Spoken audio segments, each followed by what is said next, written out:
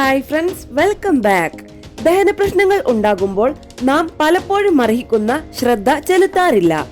മിക്കപ്പോഴും ഈ അസ്വാസ്ഥ്യം താൽക്കാലികമോ ഒരു ചെറിയ നേരത്തേക്കോ മാത്രം നീണ്ടു നിൽക്കാറുള്ളൂ എന്നതായിരിക്കാം കാരണം. ഇത്തരം പ്രശ്നങ്ങൾ അസഹനീയമായി തോന്നുമ്പോൾ മാത്രമേ ഇതിനുള്ള പരിഹാരം തേടാറുള്ളൂ എന്നതാണ് വാസ്തവം. എന്നാൽ ദഹന പ്രശ്നങ്ങൾ കൃത്യസമയത്ത് തന്നെ ഭേദമാക്കിയില്ലെങ്കിൽ അതൊരു പക്ഷേ കടുത്ത ആരോഗ്യ പ്രശ്നങ്ങൾക്ക് കാരണമാകാം. അസിഡിറ്റി നെഞ്ചരിച്ചിൽ ഉണ്ടാക്കാം. നെഞ്ചരിച്ചിൽ ആഴ്ചയിൽ 2-3 തവണയിൽ കൂടുതൽ പതിവായി ഉണ്ടാവുകയാണെങ്കിൽ ഗ്യാസ്ട്രോ ഈസോഫേഷ്യൽ റിഫ്ലക്സ് ഡിസീസ് പോലുള്ള ഗുരുതരമായ പ്രശ്നങ്ങൾക്ക് കാരണമായേക്കാം. ഇത് വൈദ്യസഹായം ആവശ്യപ്പെടുന്നു. ഈ വീഡിയോ നിങ്ങൾക്ക് യൂസ്ഫുൾ ആയെങ്കിൽ ലൈക്ക് ആൻഡ് ഷെയർ ചെയ്യണേ. സംശയങ്ങൾ കമന്റ് ബോക്സിൽ രേഖപ്പെടുത്താം. ആരോഗ്യപരമായ പുതിയ അറിവുകൾ വേഗത്തിൽ അറിയാൻ സബ്സ്ക്രൈബ് കൂടി ചെയ്തോളൂ. തീർച്ചയായും ഉപകാരപ്പെടും. അസിഡിറ്റിയുമായി ബന്ധപ്പെട്ട സാധാരണ ലക്ഷണങ്ങൾ എന്തൊക്കെയെന്ന് നോക്കാം. വയറിലെ അസ്വസ്ഥത, ഓക്കാനം അല്ലെങ്കിൽ ഛർദി ഉണ്ടാകാം. വയർ വീർത്തിരിക്കുന്നത്, വയറിളക്കം അല്ലെങ്കിൽ മലബന്ധം, വിശപ്പ് കുറവ് എന്നിവയുണ്ടാകാം. അസിഡിറ്റി പ്രശ്നത്തെ മറികടക്കാൻ ആരോഗ്യകരമായ ജീവിതശൈലി നിലനിർത്തണം. അതായത് ശരിയായ സമയത്ത് ഭക്ഷണം കഴിക്കുക, ഇരുന്നുകൊണ്ട് ഭക്ഷണം കഴിക്കുക, ഭക്ഷണം നന്നായി ചവച്ച് കഴിക്കുക. അസിഡിറ്റി അല്ലെങ്കിൽ ബന്ധപ്പെട്ട പ്രശ്നങ്ങൾ അകറ്റി നിർത്താൻ സഹായിക്കുന്ന ചില ഭക്ഷണങ്ങളും വീട്ടുവൈദ്യങ്ങളുമുണ്ട്. 1. അയമോദകം. അസ്വസ്ഥതകൾ ലഘൂകരിക്കുന്നതിനും ശക്തമായ ദഹനത്തെ സഹായിക്കുന്നതിനും അയമോദക വിത്തുകൾ ഫലപ്രദമാണെന്ന് വളരെ കാലമായി തെളിയിക്കപ്പെട്ട വസ്തുതയാണ്. അയമോദകത്തിലെ സജീവ ഘടകമായ ബയോകെമിക്കൽ തൈമോൾ ശക്തമായ ദഹനത്തെ സഹായിക്കുന്നു.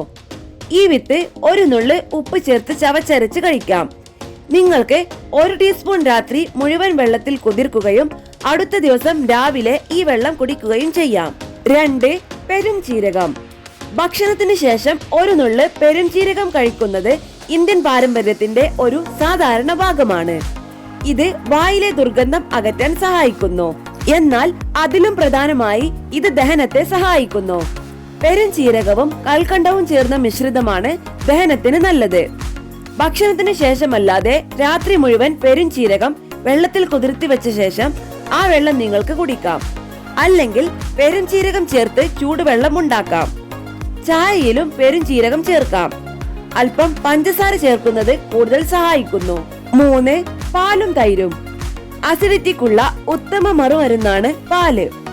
തണുത്ത അല്ലെങ്കിൽ മുറിയിലെ ഊഷ്മാവിന്റെ ചൂടുള്ള പാല് ഉടൻ അസിഡിറ്റി ഒഴിവാക്കുന്നു. പതിയെ കുടിക്കുക എന്നതാണ് ഏറ്റവും നല്ല വഴി. കാൽസ്യം ലവണങ്ങളാൽ സമ്പന്നമായ ഇത് ആസിഡിനെ നിർവീര്യമാക്കുന്നു. അസിഡിറ്റി നിയന്ത്രിക്കാനുള്ള മറ്റൊരു വഴിയാണ് തൈര്.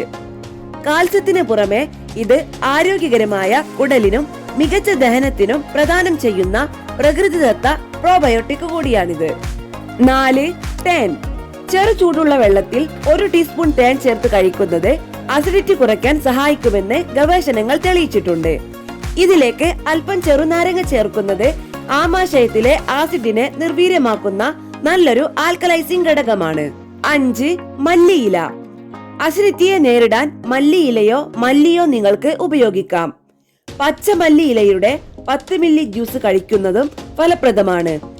ഇത് വെള്ളത്തിലോ മോരിലോ ചേർക്കാം. ഉണക്കിയ മല്ലിയില പൊടി പാചകത്തിൽ ചേർക്കുകയും ചെയ്യാം. മല്ലിയില ചേർത്ത് ചായ കുടിക്കുന്നത് മറ്റൊരു എളുപ്പവഴിയാണ്. ഓക്കാനം, ഛർദി എന്നിവ നിയന്ത്രിക്കുന്നതിനൊപ്പം അസിഡിറ്റിയുടെ ഒരു സാധാരണ ലക്ഷണമായ വയറുവേദന കുറയ്ക്കാൻ സഹായിക്കുന്നതിന് മല്ലിയില ഫലപ്രദമാണ്. 6. പഴങ്ങൾ.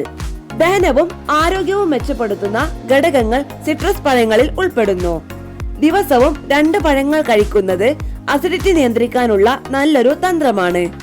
പഴങ്ങൾ ഒരു നല്ല ലഘുഭക്ഷണം കൂടിയാണ്. അസിഡിറ്റിയും അതിന്റെ ലക്ഷണങ്ങളും തടയുകയും നിയന്ത്രിക്കുകയും ചെയ്യുന്നത് ഭക്ഷണങ്ങളാണെങ്കിലും ഇവ ആരോഗ്യകരമായ ജീവിതശൈലിയുമായി ജോഡിയാക്കണം. ആരോഗ്യകരമായ ജീവിതശൈലി ആരോഗ്യകരമായ ദഹന വ്യവസ്ഥയുടെ താക്കോലാണ്.